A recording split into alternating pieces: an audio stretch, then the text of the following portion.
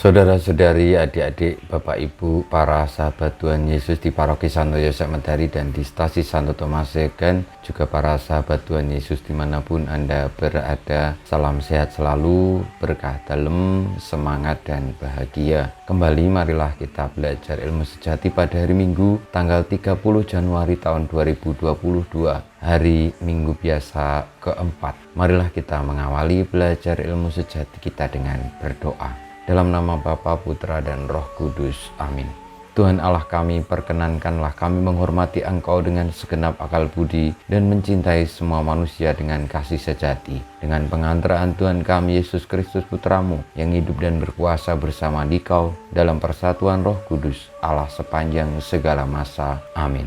Sahabat-sahabat Tuhan Yesus terkasih, kita akan belajar ilmu sejati dari Injil Yesus Kristus menurut Lukas bab 4 ayat 21 sampai dengan 30. Sekali peristiwa, Yesus mengajar orang banyak di rumah ibadat di kota asalnya. Katanya, "Pada hari ini genaplah nas kitab suci pada waktu kamu mendengarnya." Mereka heran akan kata-kata indah yang diucapkannya. Lalu mereka berkata, "Bukankah dia ini anak Yusuf?" Maka berkatalah Yesus kepada mereka, "Tentu kamu akan mengatakan pepatah ini kepadaku, 'Hai tabib, sembuhkanlah dirimu sendiri. Perbuatlah di sini, di tempat asalmu ini, segala yang kami dengar telah terjadi di Kapernaum.'" Yesus berkata lagi, "Aku berkata kepadamu, sungguh tidak ada nabi yang dihargai di tempat asalnya. Aku berkata kepadamu, dan kataku ini benar. Pada zaman Elia, terdapat banyak wanita janda di Israel ketika langit tertutup selama 3 tahun 6 bulan. Dan ketika bahaya kelaparan yang hebat menimpa seluruh negeri. Tetapi Elia diutus bukan kepada salah seorang dari mereka, melainkan kepada seorang janda di Sarfat di tanah Sidon. Dan pada zaman Nabi Elisa, banyak orang kusta di Israel, tetapi tidak ada seorang pun dari mereka yang ditahirkan, selain Naaman, orang Syria itu." Mendengar itu, sangat marahlah semua orang di rumah ibadat itu. Mereka bangkit, lalu menghalau Yesus keluar kota, dan membawa dia ke tebing gunung, tempat kota itu terletak, untuk melemparkan dia dari tebing itu. Tetapi Yesus berjalan lewat dari tengah-tengah mereka, lalu pergi. Demikianlah sabda Tuhan. Terpujilah Kristus.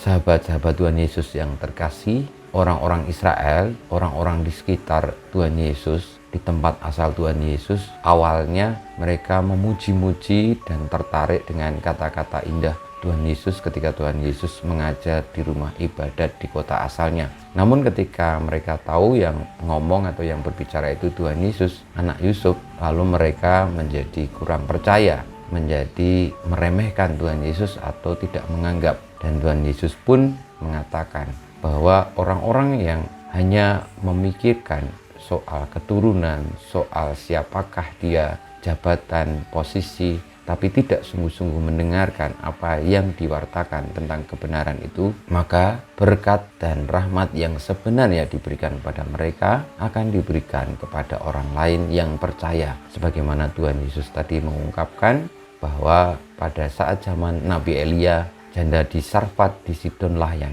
diselamatkan, dan juga Naaman orang Syria pada zaman Nabi Elisa yang disembuhkan dari kustanya, karena mereka orang-orang yang sebenarnya tidak punya hak atau tidak diberi rahmat Tuhan, namun percaya. Marilah saudara-saudariku, dengan baptisan yang kita terima, kita dipanggil dan menyadari rahmat itu, lalu menerimanya, mempercayainya, dan akhirnya boleh untuk menanggapi panggilan Tuhan itu dengan memperkembangkan hidup baik sabdanya bagi siapapun juga, agar kita pun diselamatkan. Kita mohon berkat Tuhan. Kemuliaan kepada Bapa dan Putra dan Roh Kudus, seperti pada permulaan, sekarang, selalu, dan panjang segala abad. Amin. Ya Yesus, jadikanlah hati kami seperti hatimu. Tuhan bersamamu dan bersama rohmu. Kita semua di kita perjuangan kita untuk senantiasa percaya akan berkat Tuhan, dan boleh untuk mengembangkan berkat Tuhan itu dengan gembira, senantiasa dibimbing, dilindungi, diberkati Allah yang Maha Kuasa, Bapa, Putra, dan Roh Kudus. Amin.